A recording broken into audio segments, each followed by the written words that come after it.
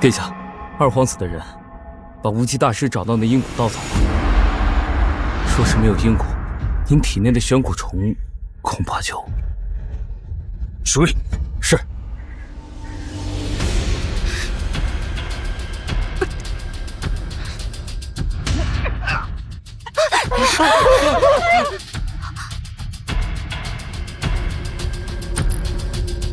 殿下，阴骨就在此。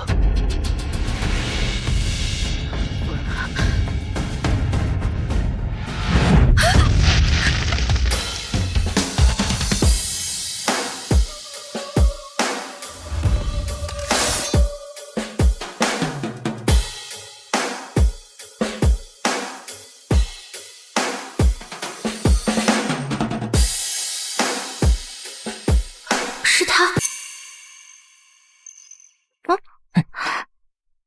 夏姐，说了不用陪我来上表演课，都申请退学了，就要好好休养，把身体调养好才是你的首要任务。累了就趴下睡一会儿。我不累。3、2。好好好，听老婆话，长命百岁。我的首要任务，明明是再多看你一会儿，就一小会儿。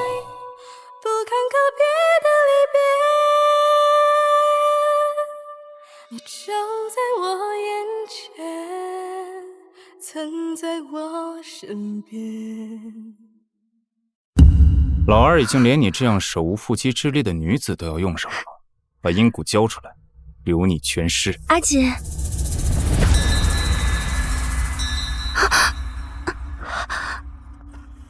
他已是阴骨的宿主。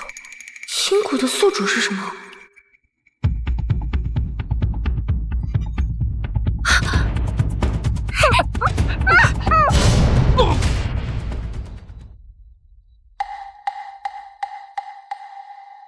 无极，你可有话要讲？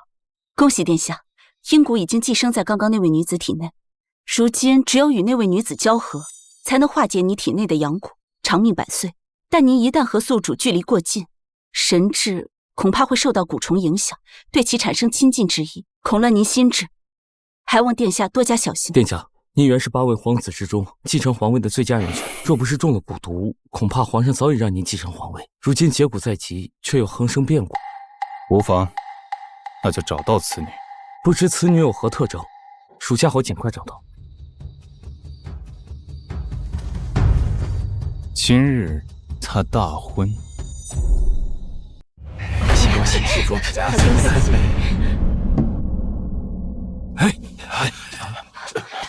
定北王殿下，什么风把您给吹来了？竟肯赏脸嫁您下官的新婚宴？新娘在何处？回殿下，见那云符和下官拜完天地之后啊，就回卧房了。容下官为殿下接风洗尘。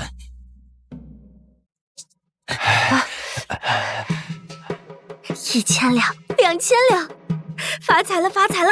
老公，你等着我，我马上就来找你。有了这些，就不用担心离开李府没钱花了。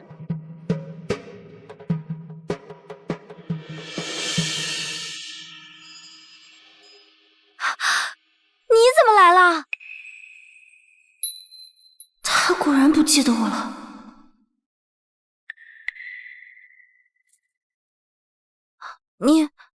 你怎么了？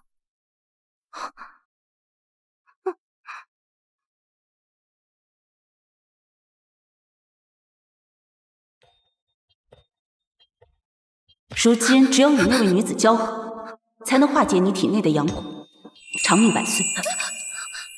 但您一旦和宿主距离过近，神智恐怕会受到蛊虫影响。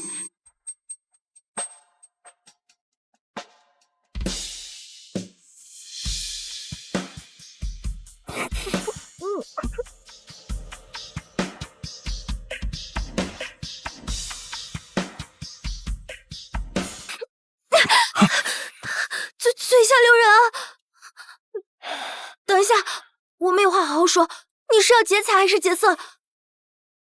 如果你是要劫财的话，我们可以互分的。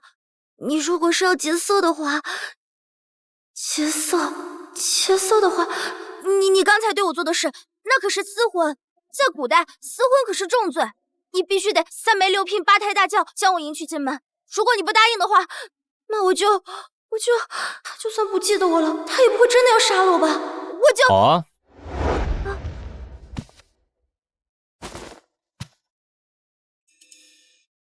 你要名分，那明日我便去云家提亲，将你风风光光的迎娶进门。那你可得早点来。对了，你是以什么身份提亲？我家人一心想拿我讨好太守，他们肯定不会轻易答应的。明日提亲时，你自然就知道我是谁了。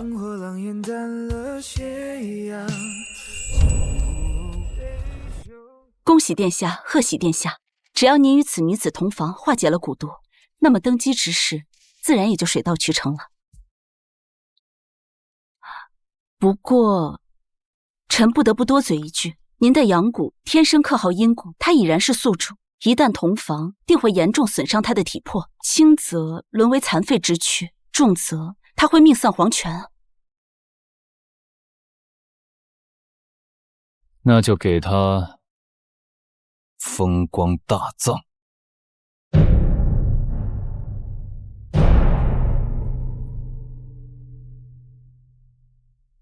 非死即残，既为我定北王妃，自当寻遍天下良药救治。殿下，救人一命胜造7级浮屠，臣自当竭尽全力，但此蛊过于凶险，若到万不得已之时，还望殿下以大业为重。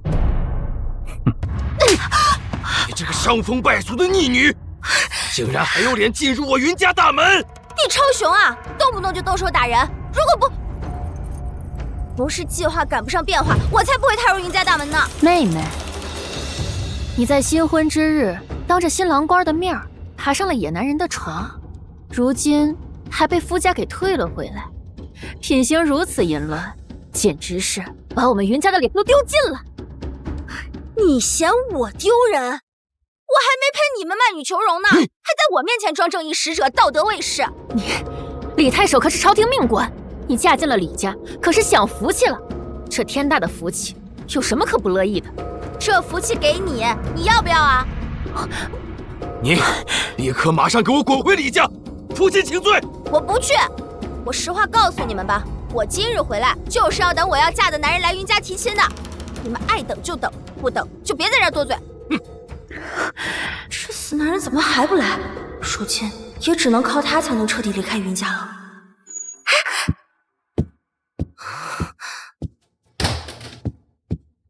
幼女云凫新婚夜里与外男苟合，不知廉耻，有辱门风。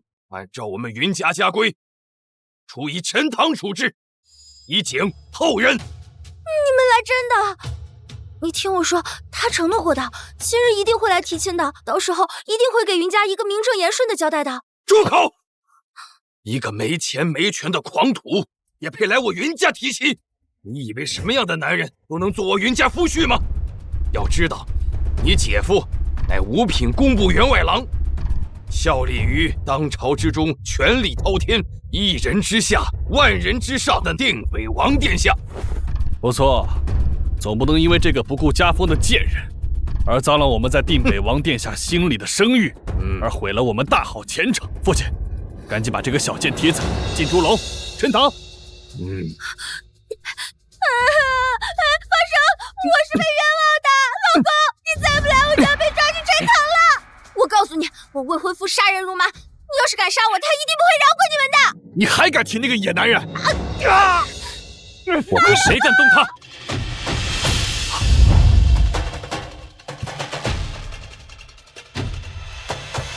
定北王萧简，加黄金1万两，白银1000两，玉器500件，良田300亩，前来求娶云家幼女云凫为妻。他是八皇子定北王萧简。什么？他就是全京城女子的春闺梦里人？权倾朝野的定北王殿下。不知定北王殿下驾临寒舍，有失远迎，还望殿下恕罪。他竟然是定北王！谁给你们的狗胆子，敢对本王的王妃大不敬？王妃，你真的是八皇子，就是他们说的定北王萧瑾。都说定北王殿下清心寡欲，府上一个侍妾都没有，怎么偏偏就看上了云凫这个小贱蹄子？而且定北王是最有可能继承大统的，那云凫日后岂不是就能当皇后了？当皇后？不是吧，我演皇后的表演梦在这里实现了。本王今日前来，本是要给你们云家送聘礼，迎娶云凫，谁知你们竟敢欺辱她，欺辱本王王妃，该当何罪？殿下饶命！殿下饶命！殿下饶命！殿下饶命！草民不知您要迎娶她为正妃呀！殿下，是我们错了，我们不该对王妃不敬。赵林，把他们拖下去，进猪笼。殿下饶命！殿下饶命！殿下饶命！阿福，求求你，给爹说个情吧！殿下，他们毕竟是我的家人，血浓于水，我求你放过他们吧。哼，求我？你的诚意呢？我去，他撩我！你想怎样？淡定，要淡定。说了要娶你，回府完婚。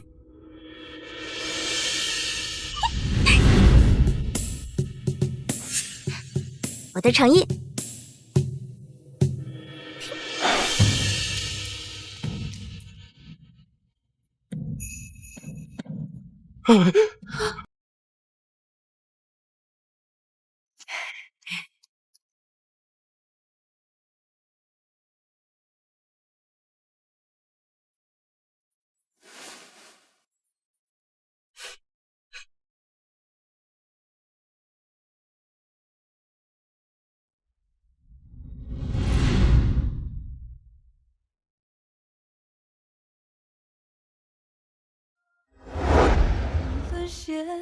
本想有你的世界，余生许下的事，每一笔都是你的名字，再重来一次，也会记得爱你这件事。哇，萧瑾，西装好适合你啊！几百个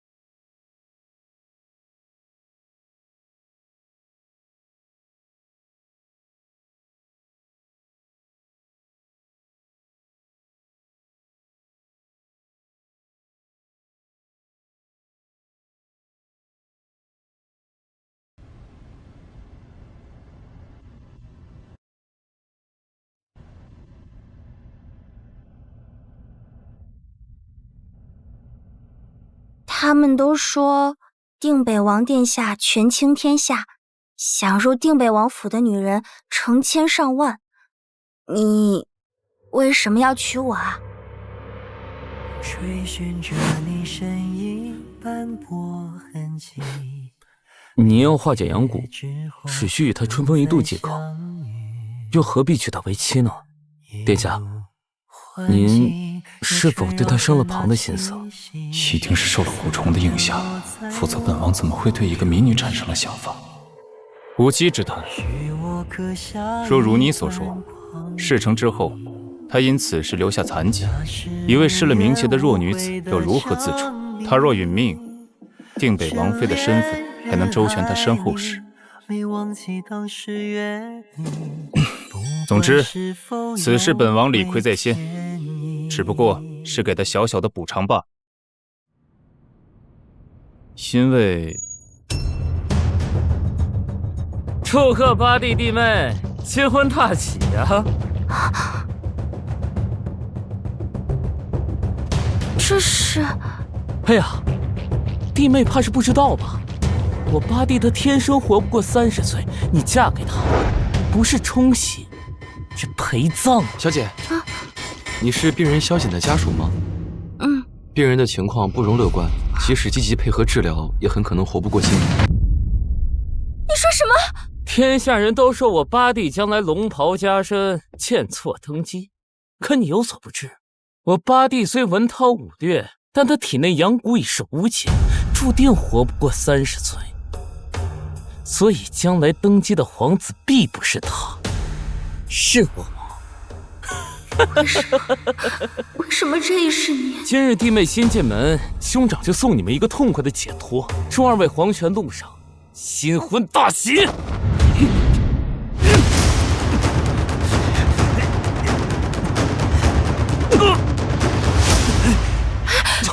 萧瑾，萧瑾，爸，杨过，怎么偏偏在这时候发作？一个将死之人娶妻做什么？白白浪费这么好的美人。我八弟他蛊毒入骨，必死无疑。你若改嫁本王，本王将来剑座登基，你就是母仪天下的皇后，你是否愿意弃暗投明？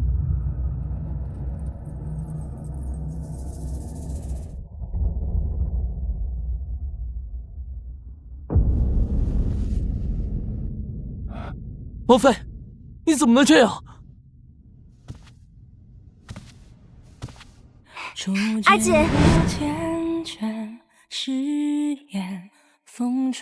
阿锦，你是否愿意现在与我结为夫妻？从此刻起，无论是贫穷还是富有，顺境还是逆境，健康还是疾病，都将携手共度余生，直到死亡将我们分开。我愿意。繁花开落多少遍，这一世间我又后悔了。我不要现在的富贵名利，也不要什么星途坦荡，我只要你健康。留一片桃花纪念，了却浮生缘，眉目间还有我的思念。一寸土，一年暮，一花一树一滩土，情始终，爱便开在迷途。望前路，望旧物，望心，望你，望最初，花瓣般留在爱你的路。皇天在上，后土为证。我云凫驾驭萧瑾，今日一诺生死契阔。你给我听好了，我云凫是萧瑾3媒6聘娶来的正妻，礼仪继承，我这辈子就都是他的人了。而你所说的每一个字，每一句话，我云凫不稀罕。你个贱人，白给的富贵不要，不识抬举。听闻二皇子为了争夺皇位，无所不用其极，贿赂百官，横征暴敛，弄得民不聊生。而萧瑾即便有疾在身，依然文韬武略，治国有方。就你这样贪婪且无能的废物皇子，有什么资格能与他相提并论？你找死！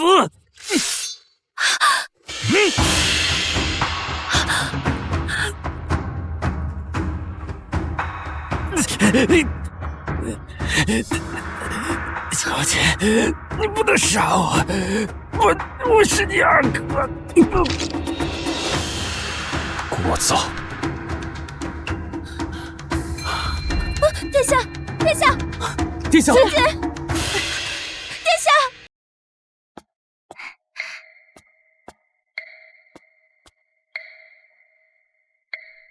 你这是要去哪儿？你能不能带上我啊？王爷阳谷发作太猛，伤势严重，需要去寺里静养，怕是要过几日才能回府。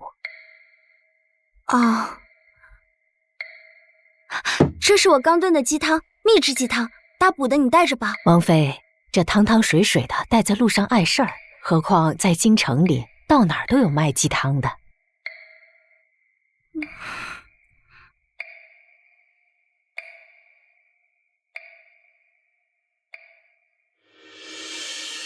带着吧。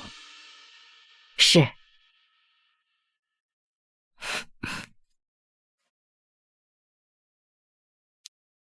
哎，嬷嬷，他们都说王爷中了什么蛊毒，可有办法医治啊？王妃，您有所不知，王爷就是为了治病活命才娶您为妻的呀。什么意思啊？因为呀，您是阴谷的宿主啊。大师说了，只有跟您圆了房，王爷才能化解阳蛊，长命百岁，顺利登基。啊，这是什么不正经的蛊毒啊？那也就是说，我和王爷那个了，他不但能健康长寿，还能顺理成章登上皇位。正是，王爷有您这样一位王妃，是王爷之幸，也是天下之幸。这样就能救他了吗？如果当初萧瑾的病也有这么容易治就好了。殿下，您这蛊毒已经攻入心脉，状况十分凶险，您必须尽快跟王妃圆房，即使这会危及其性命，否则您恐怕就要大限将至。皇天在上，后土为证，我云服驾驭萧瑾，今日一诺生死契阔。你给我听好了，我云服是萧瑾3媒6聘娶来的正妻，礼仪继承，我这辈子就都是他的人了。上次让你寻其他方法，可有找到？臣自当尽力，保王爷王妃2人无恙。可王妃不过一介民女，命比鸿毛，而您是必将继位的真龙天子，命比泰山。他这一死，救的不仅是您的性命，更是为了江山社稷、百姓万民啊！殿下，你找不到就再找。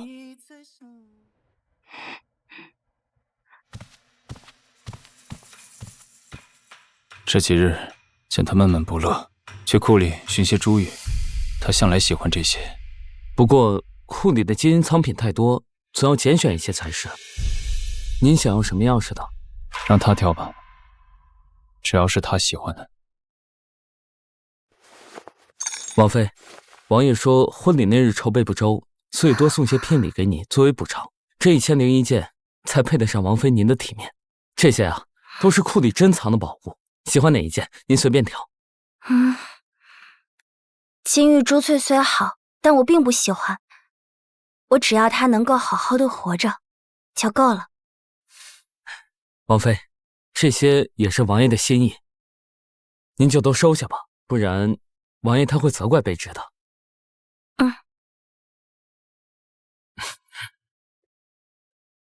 如果当初有这么多钱，他就不用和我一起挤又脏又乱的地下室了。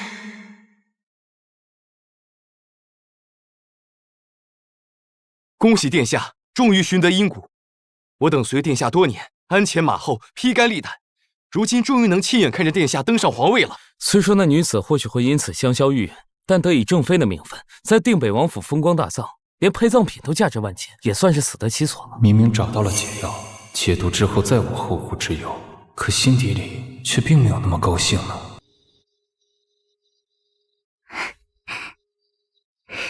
都说定北王府的白眉也是京城一绝，可惜大多数人都没有这个眼福。传闻向花树许愿，能为心悦之人求得富贵平安呢。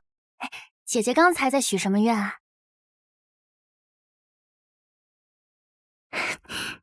不对，这也太没诚意了。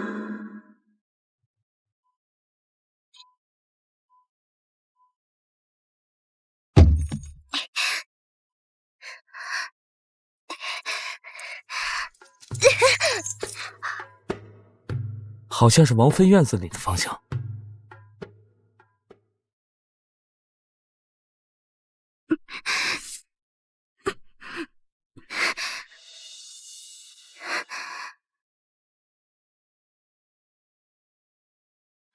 问世间转过多少流年，才会有一次擦肩。希望神佛有灵，保佑萧瑾这一世健康长寿。神佛在上，星女云服有愿相求。新婚不久，夫君重病缠身，且在庙堂之上斗争险恶。夫君内有痼疾搓磨，外有豺狼环伺，星女心中担忧至极，却无力匡扶一二，遂在此奉上万金香火，求告神佛。一愿夫君健康长寿，无病无灾；二愿夫君与世无争，事事平安；三愿我与殿下举案齐眉，白头到老。而你在眼前，怎拂去眷恋？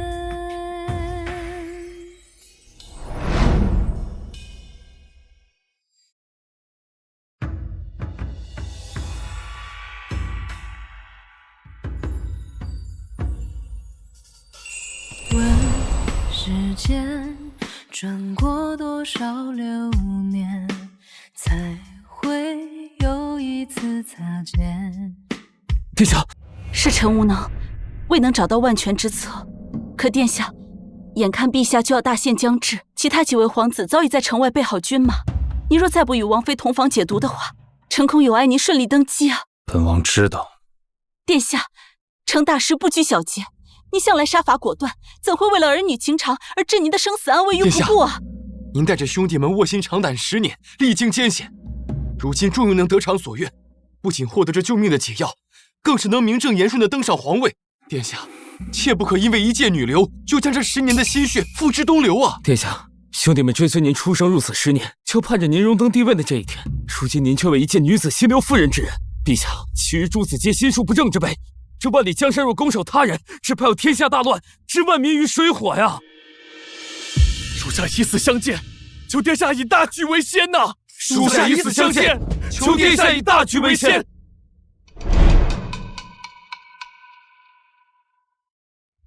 殿下决心守一人而弃江山，为一女子殒命今夜，那我等也不能苟活。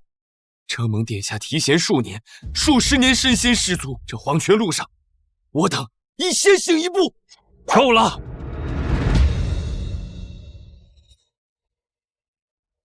好，好。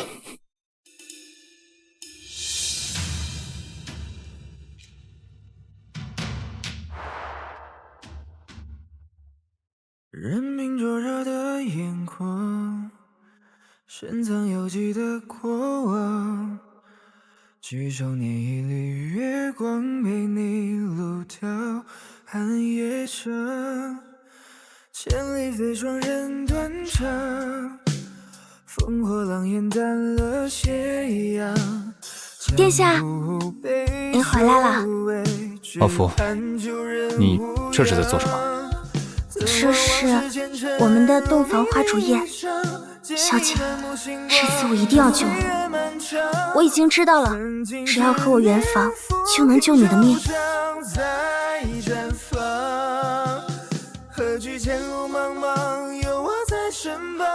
阿锦，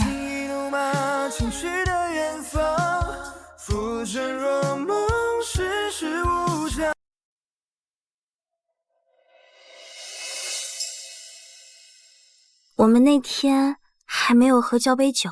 好。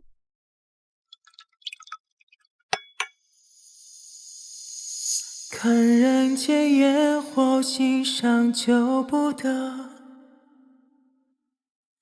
这一程一程，恍若一朝暮。他这一死，救的不仅是您的性命，更是为了江山社稷、百姓万民啊，殿下。一杯合景，一世情深，同甘共苦，比翼连枝。愿一次相拥换百年孤独，别是我今生最好的归宿。纵天下一旦同房，定会严重损伤他的体魄，轻则沦为残废之躯，重则他会命丧黄泉。我云浮是萧姐3媒6聘娶来的正妻，李一继承，我这辈子就都是他的人。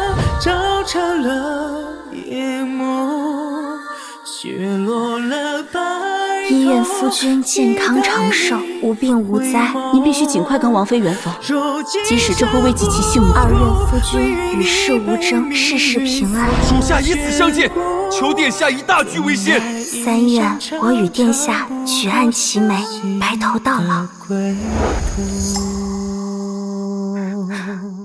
新婚夜，你哭什么？与心上人新婚，喜极而泣。新婚而已，往后我们还有漫漫余生呢。殿下，杜婉婉杜小姐在门口，她说非要见您不可。杜小姐，她是谁？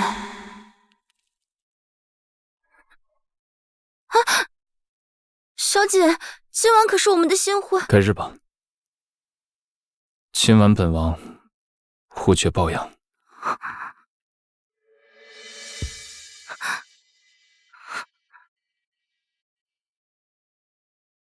杜小姐究竟是谁啊？萧景为了她连毒都不接了，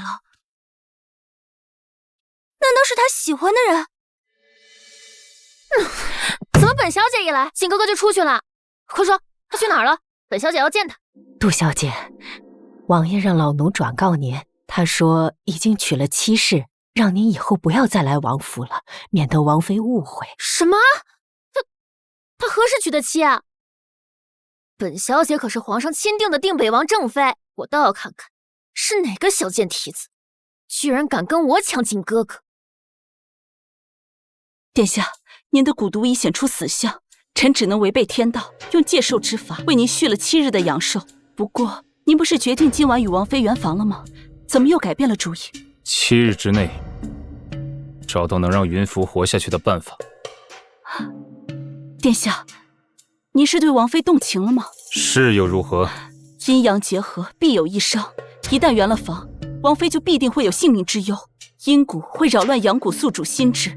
还望殿下三思，只要殿下蛊毒一解，便会发觉所谓情义不过云霞遮掩。无极，我的麾下从来不养闲人。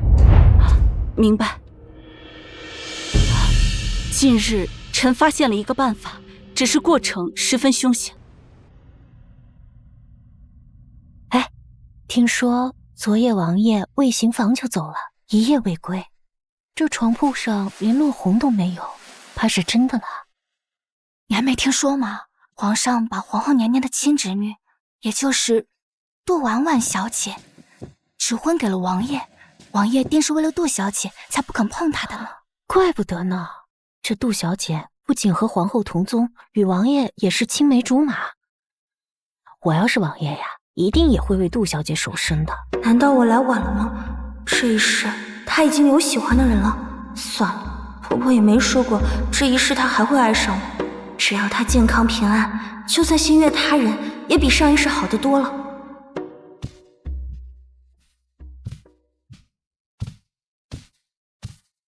你回来啦？怎么不好好陪陪那位杜小姐？幼年相识而已，我跟她没什么。我跟她没什么，渣男。没什么，连新婚之夜都抛下了，还真是没什么。阿福，你别多心。昨夜本王并不是去见什么杜小姐，此事说来话长，待本王7日后回府，定会给你一个交代。7日后，王爷要去哪儿？阿福，你就安心在府里等着。奇怪，他这是去哪儿？皇后娘娘，您可要为侄女做主啊！昨夜侄女去定北王府找景哥哥，却听说他居然已经和一个不知道从哪里钻出来的狐狸精成婚了。只知道叫什么云浮。娘娘，他居然敢勾引景哥哥，夺走您侄女儿的正妃之位啊！什么？你可是本宫的亲侄女，是皇上亲自下旨赐婚给八皇子的正妃。云浮，连个名字都没听过的野丫头，竟敢如此放肆，欺到你的头上！张公公，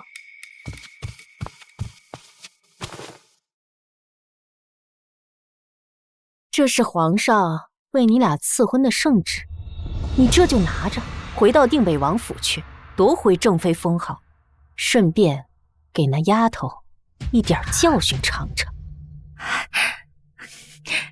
婉婉，多谢皇上、皇后娘娘赐恩。哼，云浮，有圣旨在手，我看你还拿什么跟我斗？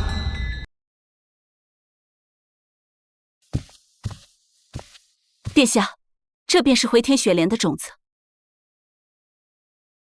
据古书记载，这回天雪莲有固三魂、稳七魄的奇效，若能在同房前让王妃服用，便能保她无恙。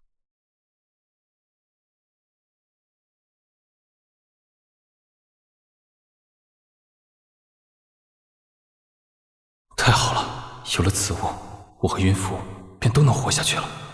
不过，要想这回天雪莲开花，必须得以真心之人的心头血浇灌滋养，整整7日，不可间断。心头血，既然这雪莲能救阿福的命，剜心取血又有何妨？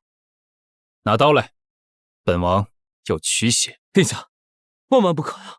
这取心头之血本就凶险万分，况且还要连取7日，您千万不能为了救王妃，弃自己的性命于不顾啊！是啊，殿下，即便您愿意用心头血滋养这回天雪莲的种子，但7日过后，它是否能生根长出雪莲，还要看献祭人的诚心和缘分。若缘分未到，不仅救不了王妃，还会严重损伤您的身体。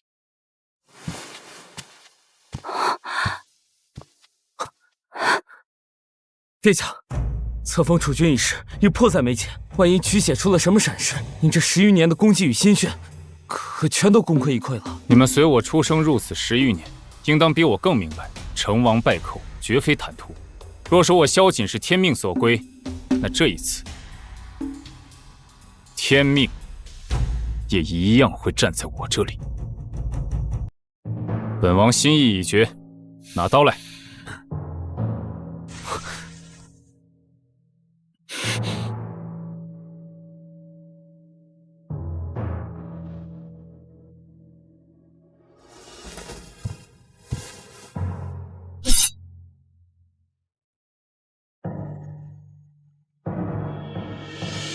月光似深海无言，却隔岸。想入定北王府的女人成千上万，你为什么要娶我啊？划过我指尖，悄然拨动了心弦。恍若故人，却又隐忍执念。情字尽头无所求，皆自然。王妃，不好了！杜婉婉小姐硬闯进门，而且还穿着喜服，带着嫁妆进来。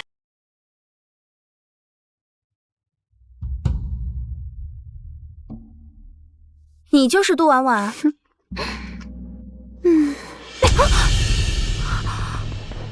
大胆贱妾，见到我们定北王妃，竟敢不行参拜大礼！你是定北王妃，那我是谁？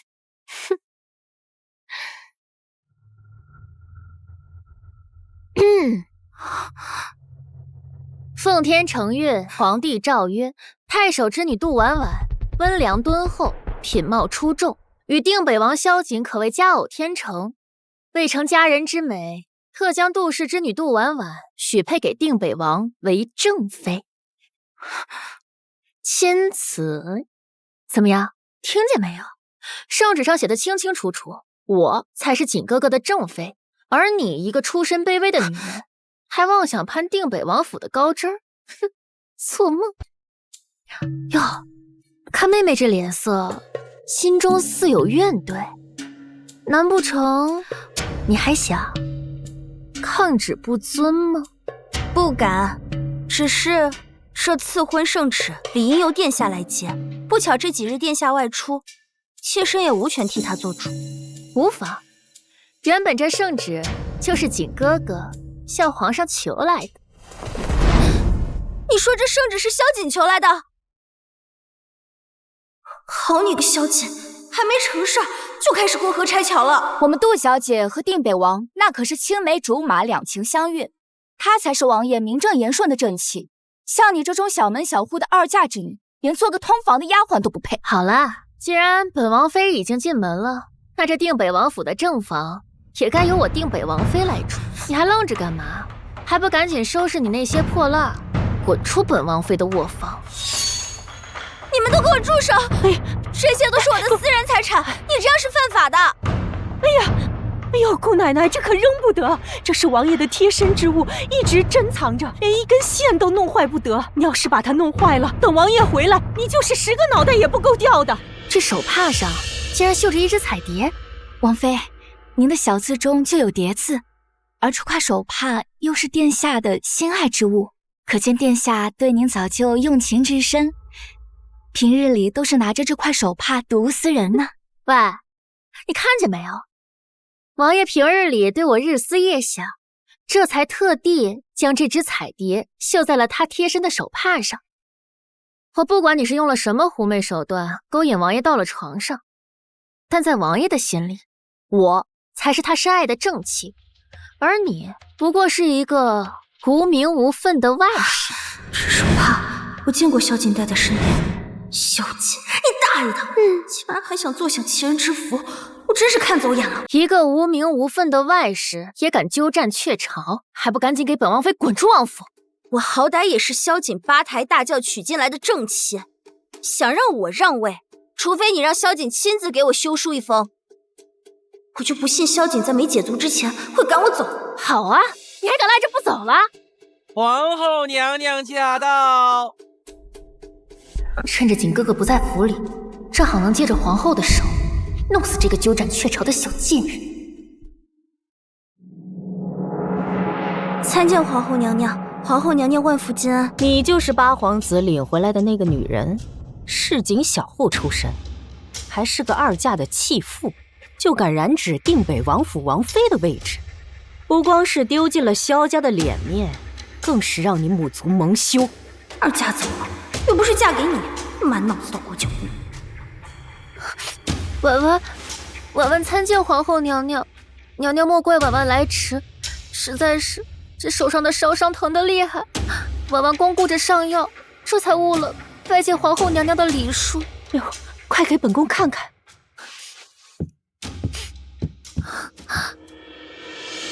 婉婉，你这手怎么烧成这样？娘娘您还是别问了吧，就当是婉婉自取其辱吧。本宫在此，还有谁敢害你不成？快说！是云福，云福他不满圣上的慈恩，还对我心生妒恨，烧毁了我与王爷的定情信物。我生怕辜负王爷的深情，硬生生从火盆里取出信物，这才烧成了这样。你胡说！这手帕明明一直在你手里，我根本就没碰。本宫面前还敢顶嘴，跪下！正妃说话，也轮得到你一个外室插嘴？本宫知道你使些下流手段魅惑了定北王，没想到你比我想的还要嚣张，还要恶毒。就因嫉妒婉婉的王妃之位，就对她极尽的侮辱虐待，甚至烧毁她2人定情信物。你若想活命的话，就从这里滚着离开定北王府。我不能走，我还要给萧瑾治病。只有跟您圆了房，王爷才能化解阳蛊，长命百岁，顺利登基。回娘娘，我自知身份低微，配不上王爷，但是我与王爷有一事未了，在王爷回府前，我绝不离开。真没想到，只过了短短5日，这回天雪莲竟长出了花苞，真是千载难逢。可见殿下心中一片赤诚，定能得偿所愿。殿下，你已经连续驱邪5式，已是元气大伤，再这么下去，恐有性命之危啊！本王的身子，本王清楚，不必你说。不好了，殿下，王妃在府里出事了。什么？我与王爷还有一件私事未了，在王爷回府前，我绝不会离开。娘娘，你看他，一个外室，仗着自己有几分下流的本事，就死皮赖脸的赖在王府不走了。看来婉婉这辈子注定是当不了王爷的妻子了。与其这样被一个外室羞辱，不如现在就以死明志。哎，你是本宫的侄女，更是皇上为定北王府钦点的王妃，怎能让一个外室骑到头上？好，你不是不滚吗？从今往后，你想滚也滚不了。今日本宫就要替王妃做主，好好教训教训你这个不懂规矩的贱人。来人，给我上刑罚！你是王妃，管束姬妾是你的职责，理应由你来亲自管束，教教这个贱人规矩。婉婉，你来上刑罚。既是皇后娘娘懿旨，婉婉无有不遵。你们不能这样对我，欲加之罪，我于夫不忍。小贱人，等我把你打得皮开肉绽，看你还怎么勾引景哥哥！小姐救我！敢动本王的王妃，找死！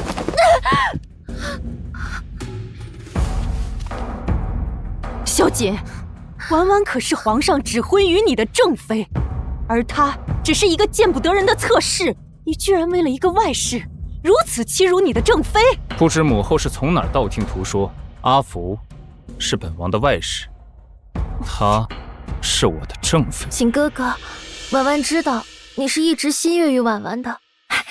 你看看，你一直贴身珍藏的这只帕子，上面绣的这只蝴蝶，不就是拿来思念我的吗？只可惜，我们的定情信物被烧成了这样。谁烧的？是本王再问一遍，是谁烧的？是元府，明明是你自导自演。殿下，我虽然自知出身寒微，不配争这正妃之位，但我也绝对不会做出插足别人感情的事情。只要你一句话，我绝不纠缠。夫人以为这是我和杜小姐的定情信物，不然呢？景哥哥，你这是什么意思啊？夫人，你还真是贵人多忘事啊！这是你我初见时的信物。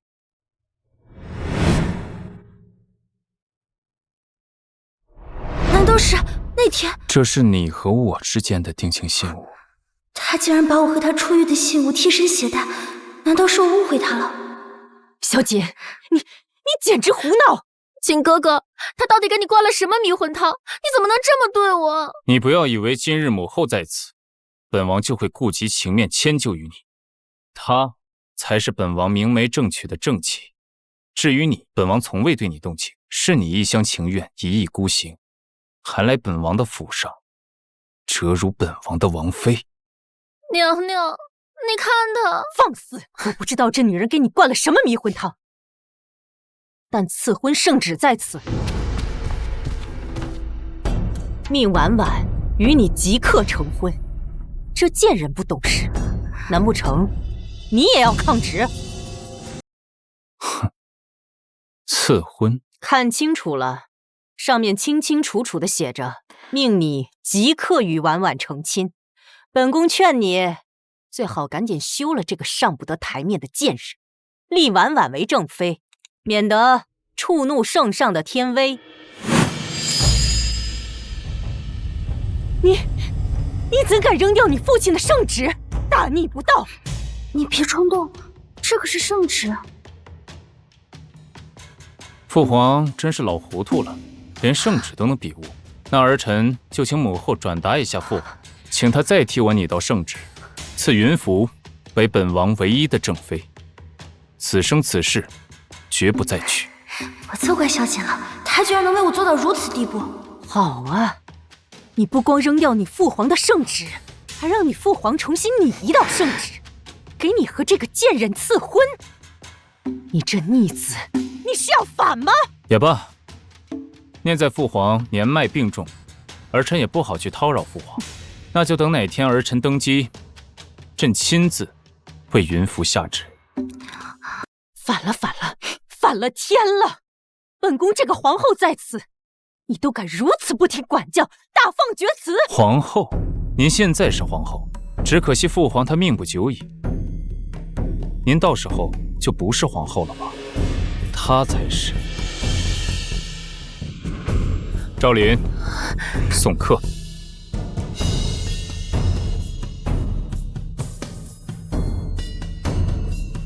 请吧，杜小姐，皇后娘娘。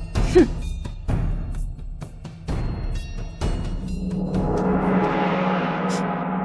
云服这个小贱蹄子，到底是用了什么见不得人的手段，让八皇子对他如此鬼迷心窍，连皇家的体面都不顾了？娘娘，景哥哥他以前从不是这样的，他的眼光那样高，怎么可能会看上云服那种出身下贱的二嫁女？娘娘，这其中一定有什么见不得人的蹊跷。张公公在，你去给我好好查查，云服这个女人到底是个什么底细？是。八皇子定北王萧瑾到。儿臣参见父皇。想不到啊，朕等到临死前这一刻，老大和老七还是一群碌碌无为的酒囊饭袋，唯一能担得起这帝王之位的，也只有老八你了。可是很快就是你30岁生辰了，你这蛊毒……请父皇放心，儿臣已经找到解药，这几日便定会痊愈。儿臣定能接任大统，与江山同岁。是吗？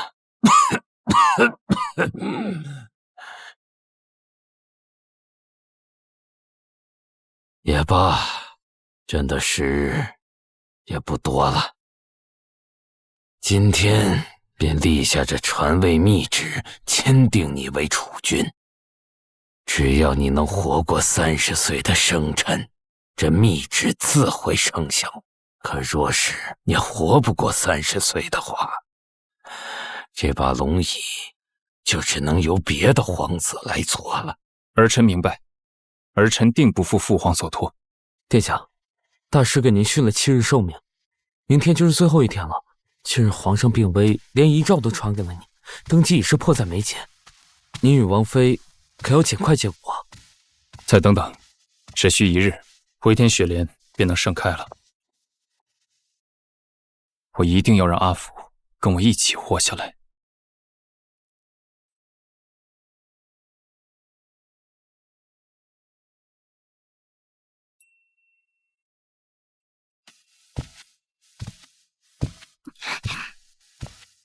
偷偷藏什么呢？不给你看，给本王看看。不给你看，不给看，不给看，本王可就……好，那我给你看了，你不能笑话我。本王怎么会笑话你呢？那你先回答我一个问题，不准撒谎，否则我就离家出走，走得远远的，让你再也找不到。什么问题？在你心里，我究竟是治病的解药，还是厮守一生的妻子？什么问题啊？在你心里，我究竟是治病的解药，还是与你厮守一生的妻子？小启，你对我这么好，到底是不是出自真心，还是你只拿我当治病的解药？阿福为什么要问这个？难道他心里已经有了猜疑？看来还是得尽快弄到回天雪莲，这样我和他才能长久相守。阿福，本王不会因为解药而迎娶王妃。我来就是想告诉你，父皇他已经下诏将皇位传给我了。待我和你圆房之后，过了30岁的生辰，我便能名正言顺继承大统了。而你也不只是我相伴一生的妻子，更是将来母仪天下的皇后。他果然对我是真心的。我不在乎你是不是皇上，我也不求成为什么皇后，只要你健康平安，我们相伴一生就足够了。所以刚刚偷藏什么呢？什么事连夫君都不能看的？这个是为我们准备的，不过我刚学刺绣，所以……喜帕。他们说新娘子亲手绣的枕巾铺在枕巾上，与夫君同榻而眠，便如交颈鸳鸯。古人云：百年修得同船渡，千年修得共枕眠，寓意着夫妻情深，白头偕老。阿父，今日父皇垂危，传位在即，难免事务繁重，耽误了跟你同房之事，难免冷落了你。等我料理完这些事，我们便能朝夕相处了。好。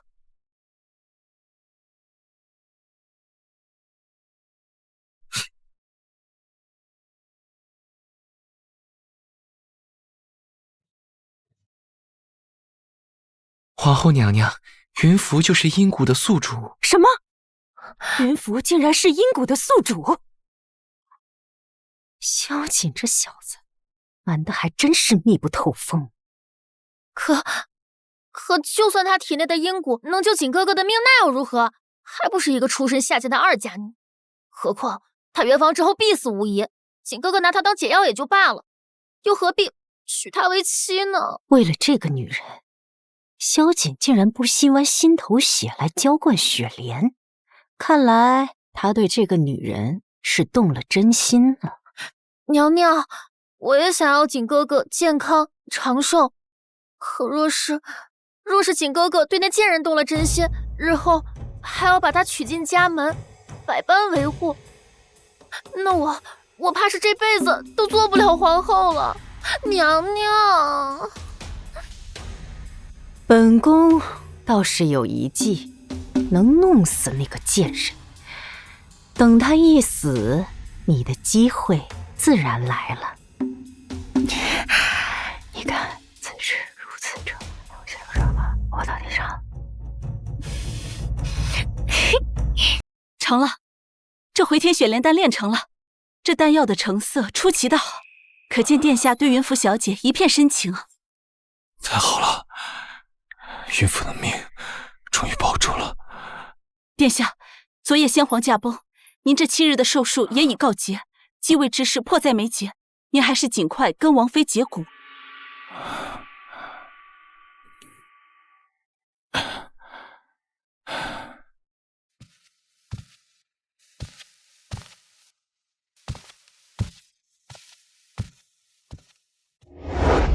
还好我早有准备，偷偷调换了真正的雪莲丹。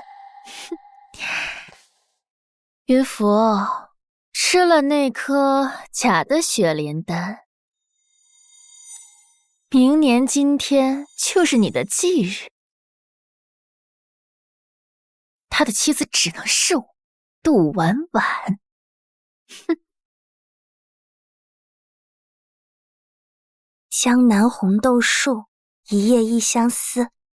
红豆尚可尽，相思无尽时。看来我还是有点刺绣天赋的嘛。王妃，王爷恢复了。真的？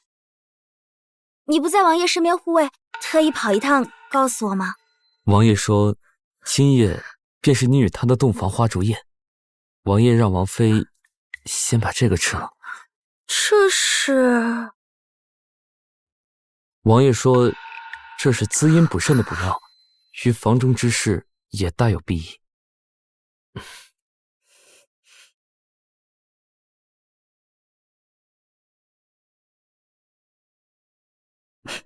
不正经。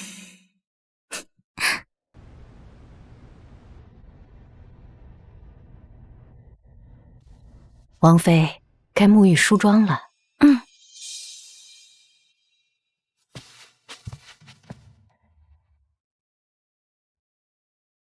任凭灼热的眼眶，是那一地的过往。几少年一缕月光，陪你路遥哎，嬷嬷，给我吧，我来准备。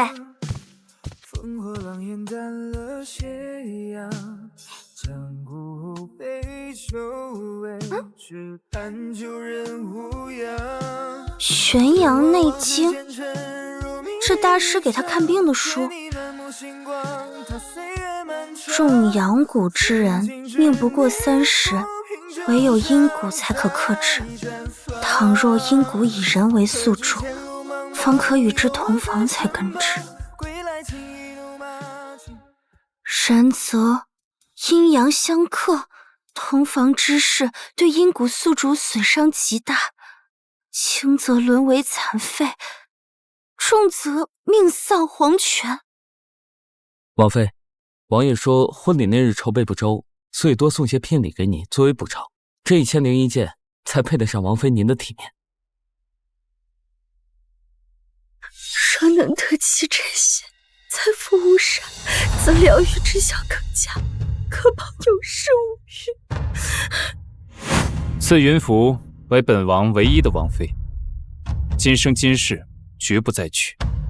而你，也不只是我相伴一生的妻子，更是将来母仪天下的皇后。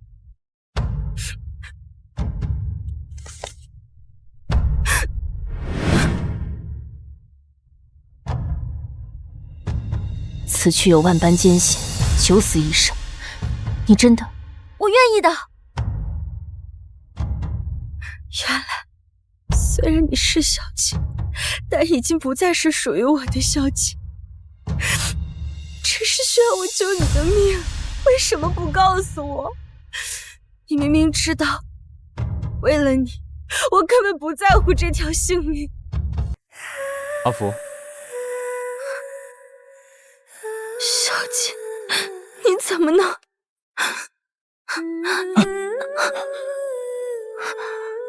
我这是怎么了？身上怎么这样燥热？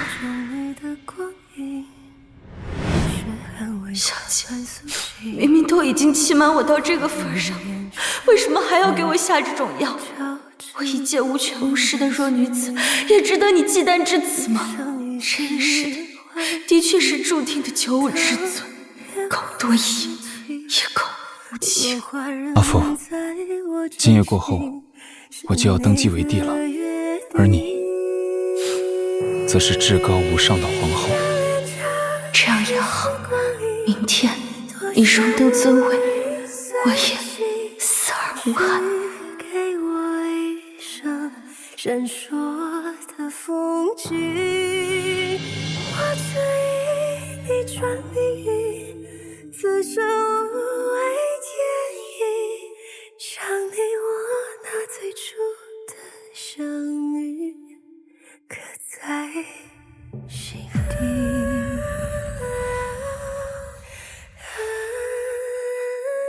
王妃云氏，与朕相识于结发，生死与共，恩爱不渝。着册封为后，为6宫之主，天下母仪。情深所至，再不另娶。小姐，其实我已经比曾经幸运，至少这一次还能救你。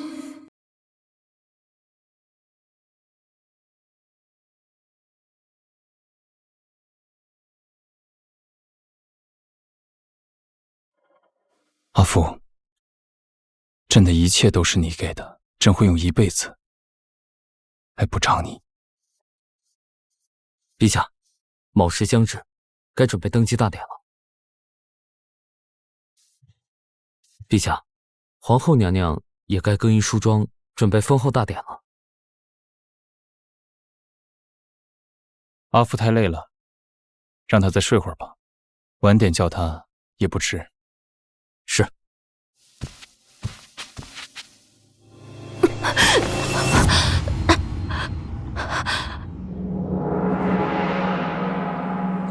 皇后应当梳妆完毕了吧？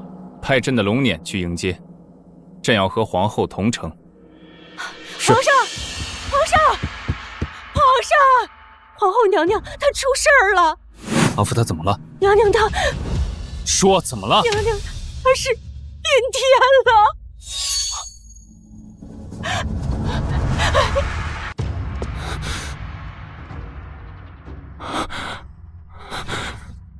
明明吃了回天血莲，怎么会这样？怎么会这样？阿福，阿福，醒醒，朕来了，朕来了！朕知道你性子顽劣，爱等朕开玩笑，你先起来，朕既往不咎。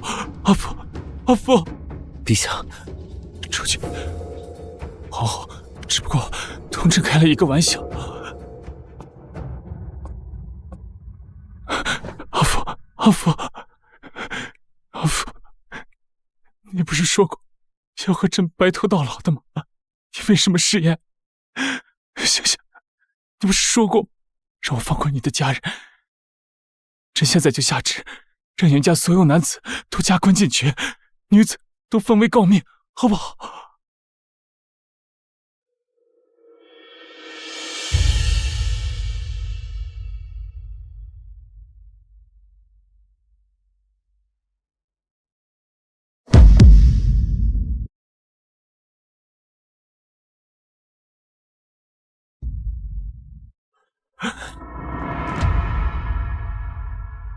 陛下，出去！您的骨毒刚劲，我已过度悲伤，还望陛下以龙体为重。人死不能复生，还是让皇后娘娘安歇上路吧。阿福，你说过要与朕白头偕老。陛下节哀，时辰不早了，文武百官都还在等着陛下登基大典呢。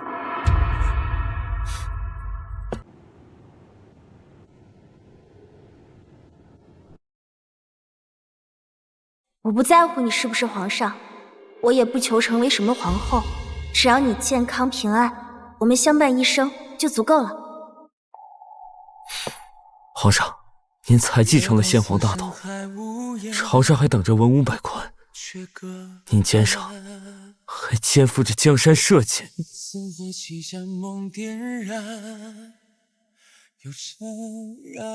传朕口谕，皇后昨日偶然风寒，奉体抱恙，封后大典暂缓，再以轻骑快马赴兰阴寺请无极大师为皇后看病。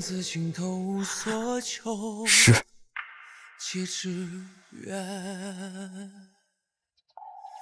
曾辗转朝暮人间，难两全。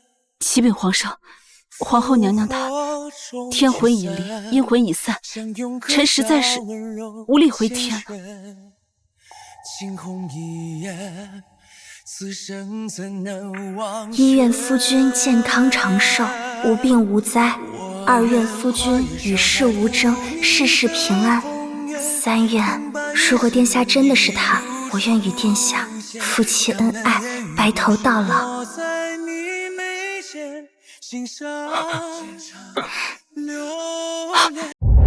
阿福，皇上，您想了？阿福呢？太后见您悲痛过度，皇后娘娘又不能停灵太久，所以就命礼部的人操办了皇后娘娘的丧仪。娘娘的遗体现在已经停在皇后陵了。谁允许的？朕要去见她。杜小姐，这不是你该来的地方。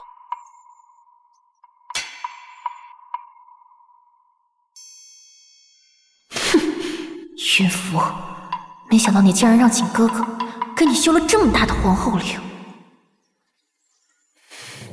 这皇后陵园就是为了云皇后所建。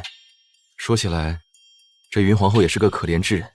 定北王殿下刚刚登基为帝，她就没了。这里没你什么事儿了，你先下去吧。这小的奉命在这守护皇后娘娘。本小姐让你滚！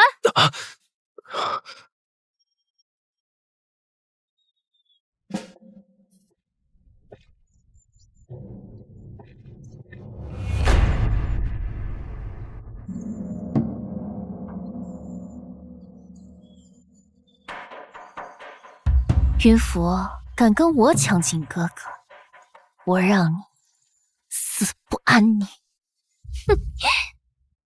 来人，把云福的尸体丢到乱葬岗，喂狗！阿福呢？朕的皇后呢？景哥哥，皇后娘娘已经妥善安葬了，棺椁已合，陪葬品也随娘娘一起。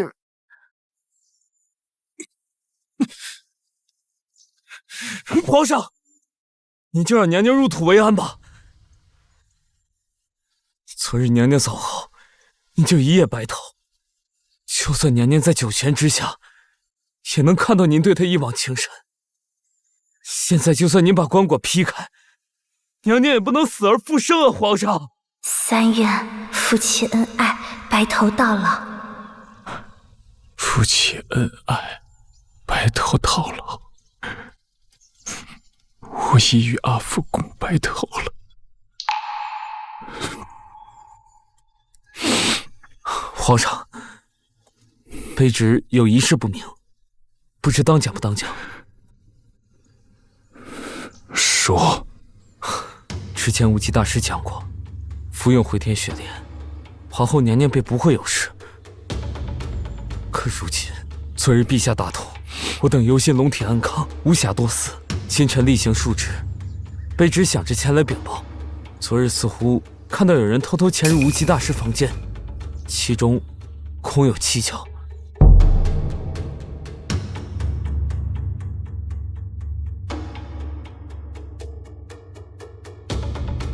立即查明，不得放过任何蛛丝马迹。如若皇后死令有蹊跷，朕定要他血债血偿。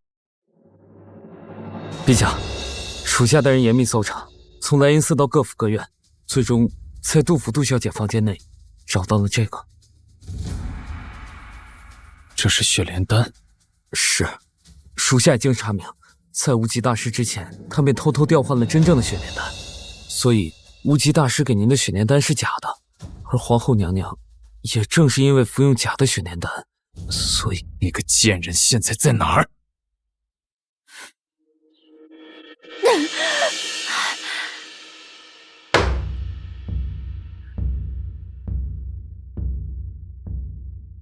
景哥哥，你已经登基为帝，成了这江山的主人，不过是死了一个云符，值得你为他一夜白头吗？大胆！皇上面前，岂容你放肆？还不速速认罪！哼，我杜婉婉何罪之有？要不是因为云符那个贱人，我现在早就是这东宫的皇后了。虽然他们都说你活不过30岁，可我还是求着先帝，求着太后娘娘，求他们把我嫁与你做妻。30岁后你不在了，我已做好了为你殉情的准备，无怨无悔。可你呢？现在却为了云符那个贱人，辱我，弃我。我杜婉婉爱了你10年，我怎能甘心？更何况，不是也从一开始就做好了让他死的准备？传朕的旨意，杜氏一族满门抄斩，杜婉婉五马分尸。来，把药喝了。婆婆，别看了，先喝药，药凉了就不好了。为什么你会在这儿？为什么？你命大，本来是必死无疑的事儿，结果阴谷离体前你已中了一味剧毒，本该殒命，阴谷却发挥作用，吊住了宿主一口气，只是脉息全无，肢体僵冷，宛若死去。原本若是这期间你被人下葬，那即使几日后药性化解，你再次醒来，也不过是被活埋地下，继续等死罢了。谁知你被人扔在了乱葬岗，还好我路过，把你捡了回来。不过你别怕，现在就安心的在我这里住着。没错，一旦圆房阴谷宿主非死即残，萧景又怎么安心我残了而非死了？这样步步为营，还要费尽心机再送我一枚毒药，真是可笑。这事儿我也有责任，没有和你把风险说清楚。来到了这个世界，就等于一切重来。他既是他，也不是他，不但不会记得你，也未必会爱上你，甚至还会伤害你。原来如此吗？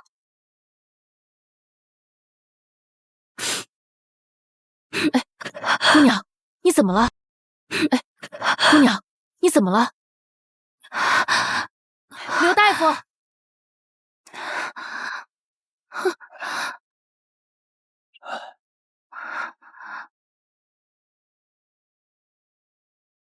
姑娘，恭喜啊！你也有2个月的身孕了。身孕啊！我竟然怀上了萧景的骨肉。大难不死，必有后福。我去给你抓保胎药，你好好休息，别再折腾了啊！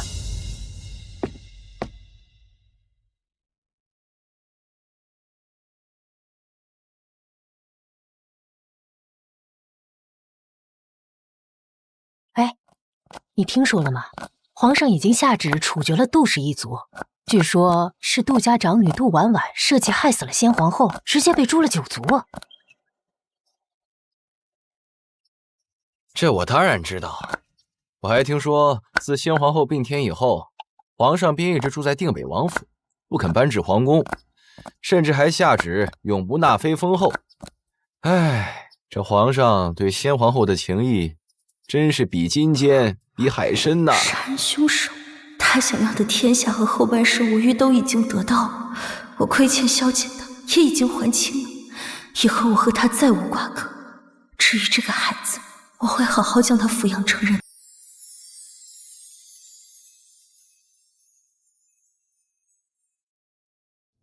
阿福，你一定恨极我了吧？7年了，我日日夜夜都在想你，可你却从来不肯出现在我的梦里。皇上，朕叫你来，是想让你再算一卦，算算阿福的3魂7魄究竟去了哪里，朕到底怎么样才能梦见他？是。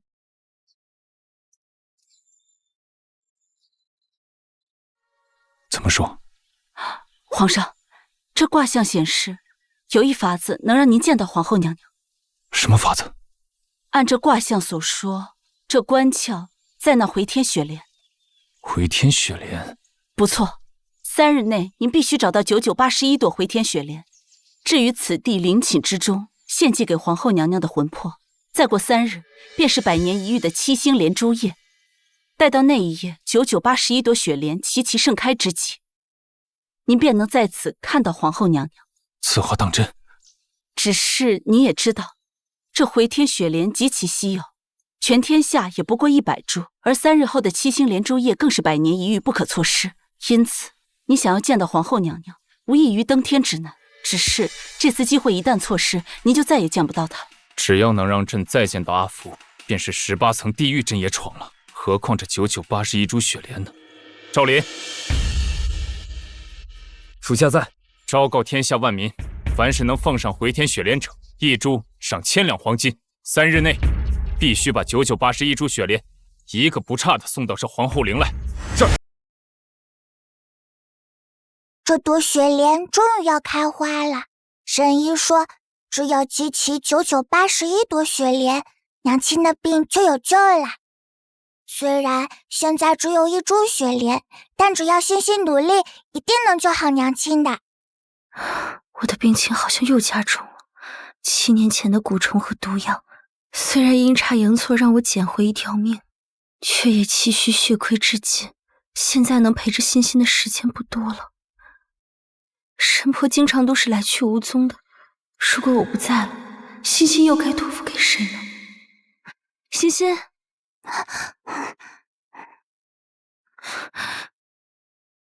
欣欣，你又干什么了？娘亲，你是不是又去割血，去浇什么雪莲了？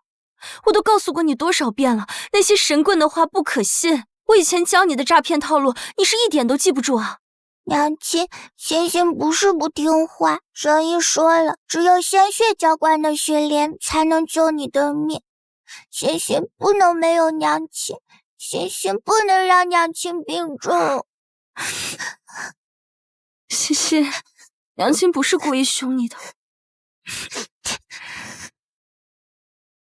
娘亲只有你一个家人了，不想你受到一点伤害。你放心，你放心，娘亲一定会好好活着，照顾欣欣长大。好。皇上，已经2日，现在找到多少株雪莲了？禀皇上，臣以万金悬赏天下13州，已寻得80株雪莲，如今还差1株，便能完成献祭之礼。于明夜的七星连珠之时，您便能与皇后娘娘相见了。只要再找到最后1株，找，尽全力给朕找。只要能找到最后1株雪莲，朕可以赐下任何封赏。报！皇上，有消息了。说，有乡野之人说，第81颗回天雪莲他在村子里见过。好，甚好！幸得上天垂怜，朕终于可以和阿父再见一面了。哪怕是魂魄，这也求之不得。赵林，你亲自去寻来。那最后1朵雪莲至关重要，不能出半分闪失。是。这株雪莲终于开花了。叔叔，还我雪莲！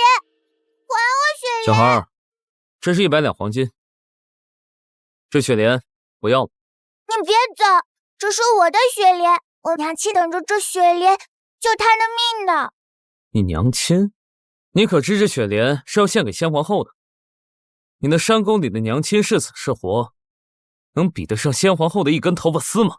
求你了，大人，你把雪莲还给我，我娘亲没了，我也活不成了。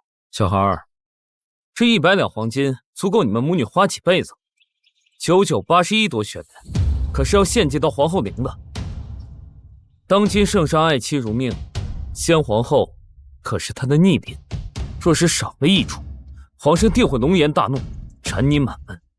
你和你娘亲可都没命活。你别走，你还我雪莲，还我雪莲！雪莲没有了，娘亲的病该怎么救她呀？9981朵雪莲，可是要献祭到皇后陵。9981朵雪莲，皇后陵。娘亲的病刚好需要9981朵雪莲，去了那边，我的母亲就有救了。皇上，如何了？最后1株雪莲已经找到了。太好了，终于找到了。那9981株雪莲都已安全送至皇后陵，今夜便是7星连珠夜，您终于能跟娘娘的魂魄见面了。7星连珠，稍纵即逝，可千万不能耽误了行程。备车，去皇后陵。是。阿父，整整7年的阴阳两隔，我终于能再见你一面了。欣欣，欣欣，这孩子出去捡个柴的功夫又跑哪儿去了？莲妹子，哎，缝衣裳呢。哎，俺刚才在路边看到你闺女了，她让我给你捎句话，说她去什么皇后陵给你找雪莲了。什么？皇后陵？哦，自从7年前萧景以为我死后，皇后陵就成了禁地。欣欣怎么会跑到那么危险的地方？她万一有个3长2短，我可怎么办？不行，我得去找欣欣。啊！这就是皇后陵，比真的山水还要壮观。是回天雪莲，1朵、2朵、3朵、4朵，真的有9981朵，娘亲的病有救了。皇上，臣刚才观天象，还有1刻钟就是7星连珠了。到那时，9981朵雪莲会齐齐盛开，您就能见到皇后娘娘了。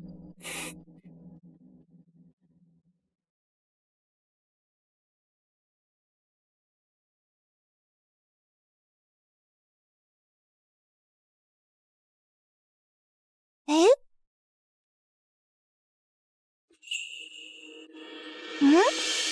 这就是皇后的画像。这皇后的长相怎么和我娘亲长得一模一样？大胆！干什么？这人穿的竟是龙袍，难道他就是当今圣上？完了，全完了！这9981朵雪莲一颗都不能少，这千载难逢的7星连珠就这么错失了。为什么，阿福？为什么我拼了命的想要见你一面，可还是功亏一篑？又是你！你这小孩竟敢跑到皇陵里来偷雪莲，当真是活得不耐烦了吗？我……皇上，这小儿毁了祭祀要用的雪莲，您看要怎么处置？星星知罪，皇上，星星采雪莲是要给娘亲治病的，您饶了星星吧，星星让您处罚，但是您能先让星星回去给娘治病吗？你说你还有个娘亲？她叫什么名字？我娘亲叫云芙。你说你娘亲叫云芙？对，这幅画和我娘亲长得一模一样。欣欣，欣欣，哪来的山野村姑？这尊贵的皇后陵也是你能来的地方？你放我进去，我女儿跑进皇后陵了。皇后陵乃是禁地，你女儿擅自闯入也是难逃死罪。拉下去。是。站住！欣欣，娘亲，欣欣，你没事吧？你急死娘亲了。娘亲没事，欣欣只是来给娘亲找雪莲了。你欣欣，你连禁地都敢闯，我再不管你，你是不是要上天了？阿福，你认错人了。我怎么会认错你？你真的认错人了。娘亲，他是我爹爹吗？追寻着你身影斑驳痕迹，离别之后能再相遇。欣欣无碍，他不是。阿福，这是我们的女儿。欣欣乖，他真的不是。来人，在！阿福，这一次我绝不给你离开我的机会，把皇后跟公主送回宫。小姐，你一定要这样吗？把皇后送回宫，好生照顾。说她少了一根毫毛，削她的脑袋。是。小姐，你王八蛋！小姐，阿福，阿福，无忌。恭喜皇上，皇后娘娘体内的毒蛊已经完全清除，并无生命之忧。此言可真？那为何阿福还是这般虚弱？可能是娘娘生产时伤了身子，好在毒蛊也在娘娘生产时一并排出了。那要如何医治？雪莲丹吗？若一颗不够，朕可以用心头血再滋养回天雪莲，无论其中，朕都不惧。皇上不必担心，娘娘的身体已无大碍，只是这些年流落在外，一人谋生需日夜操劳，生产时身体的亏损迟迟无法补回，只需微臣回去开些进补的方子，调养几日便好。那你快去。是。终有一天重回梦里。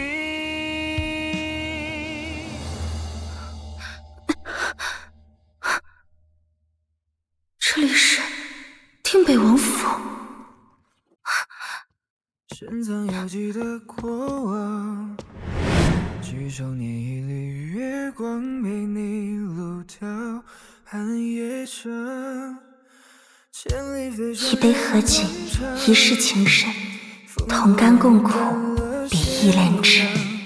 江湖杯酒味，只盼旧人无恙。太好了，阿福，你终于想了。这7年我真的无时无刻不在想。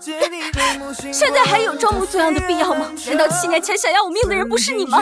不是的，阿福，你听我解释。娘亲，你终于醒了。我和爹爹都担心死了。欣欣，云芙，她不是你的小姐。爹爹，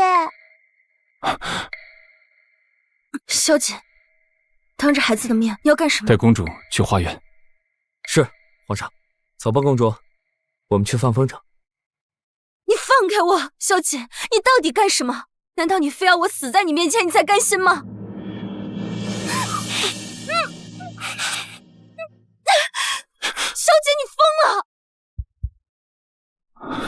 阿福，自你离开那天后，朕的心里已经空空荡荡了。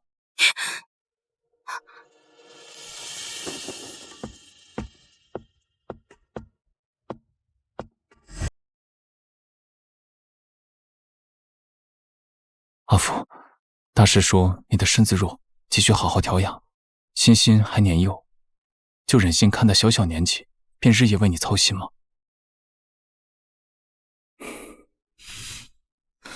你是我的皇后，入主中宫，无论是太医院的御医，还是这世间的灵丹妙药，我都会给你找来。欣欣是唯一的长公主，我会给你们最好的一切。灵丹妙药，中宫凤位，小姐，你凭什么觉得我需要这些东西？阿福，你听我说，7年前是场意外。够了，小姐。好，就算你恨毒了朕，可你有没有想过，你只剩1年的寿命，你死了欣欣怎么办？她才6岁，留在朕的身边，她是尊贵的长公主，离开了朕，你就忍心看她年幼丧母，一生颠沛流离吗？我已经没多少时间了，如果小姐能真心待欣欣，欣欣也能有人照顾。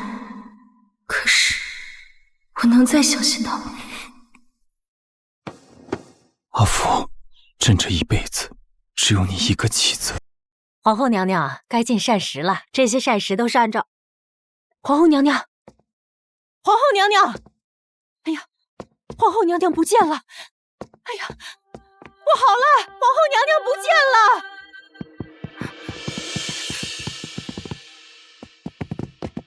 小姐，曾经我能给的都给了，你为什么就是不能放过我们？普天之下莫非王土，你以为你出了皇宫就能离开了朕吗？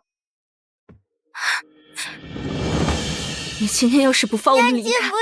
我云府立刻就死在你面前。好，放你们离开。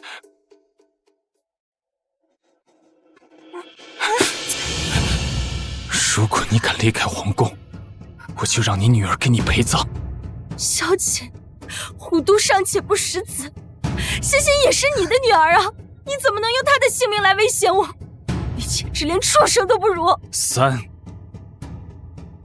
2、娘亲，我害怕。1。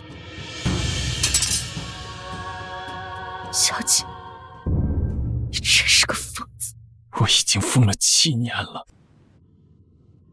哎，欣欣，这把匕首虽然没有开刃，但也很危险，以后不许再玩了。好的，爹爹。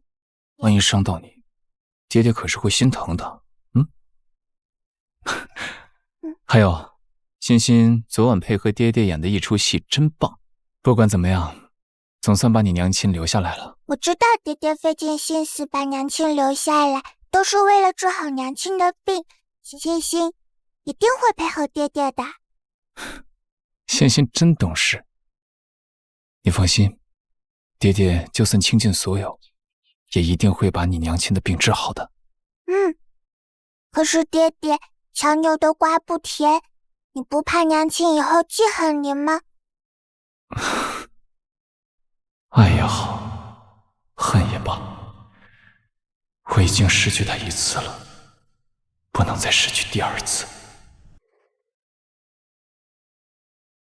欣欣真聪明，才学1次就会写自己的名字了。这要是放在现代，一定是清北的好名字。因为人家昨天爹爹叫欣欣写自己的名字，还看到爹爹偷偷写了好多娘亲的名字呢。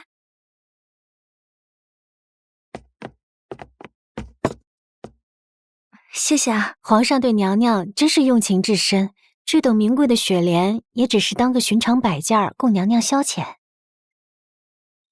名贵？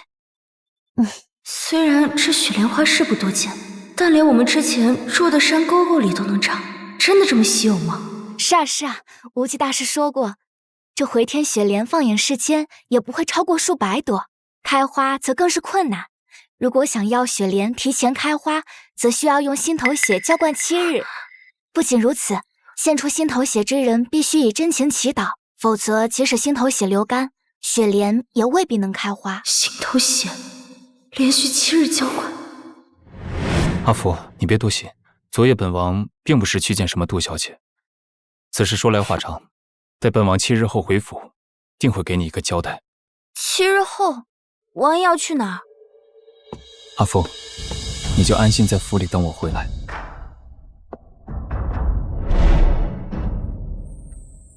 恳请天光赐予我白的纱。难道萧景离开那7天，真的是用自己的心头血为我滋养回天雪莲？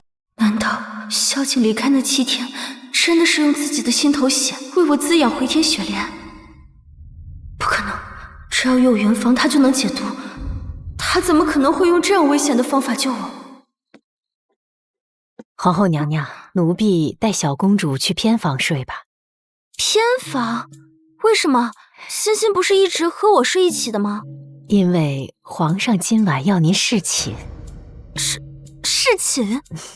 是，娘娘，这是皇上的吩咐。您为了小公主，还是沐浴更衣，准备侍寝吧。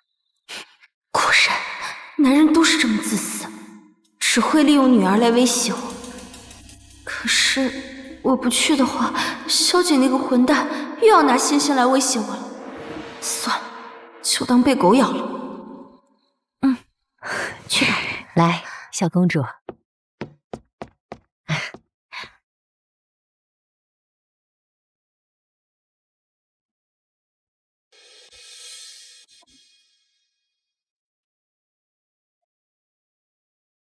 过来，为朕更衣。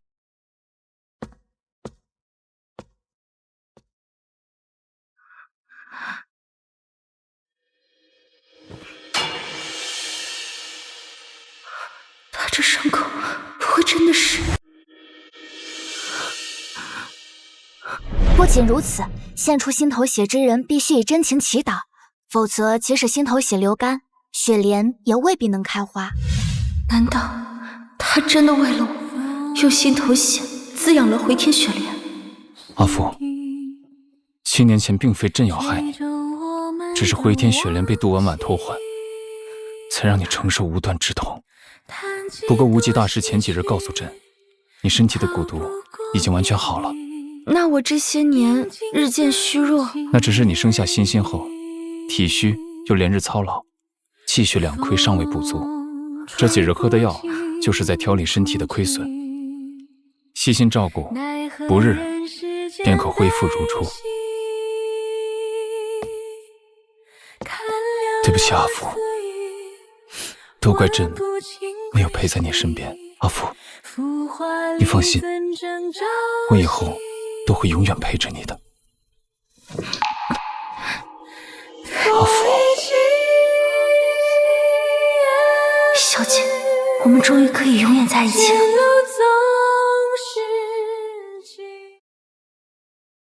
人的欲望总是无有穷尽，在切切实实的与你度过圆满的一生后，我依旧躁动，依旧贪心，仿佛过往种种都不足以抚平我心中的渴望和妄想。你是否真的不在了？上天让我实现了许许多多的梦想，如果我此刻许下一个关于你、关于我们的心愿，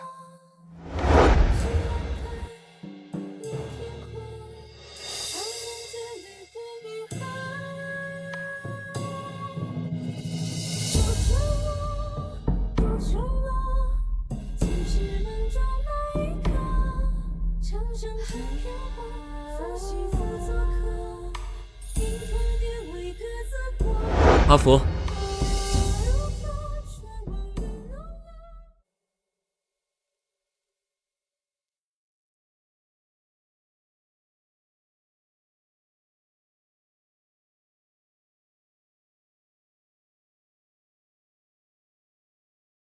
看完美，杀青啊！老师辛苦，老师辛苦，来，向老师辛苦。来，把这个东西都搬走啊！杀青快乐，杀青快乐！辛苦了，老师，辛苦了。看这里，成功了，成功了。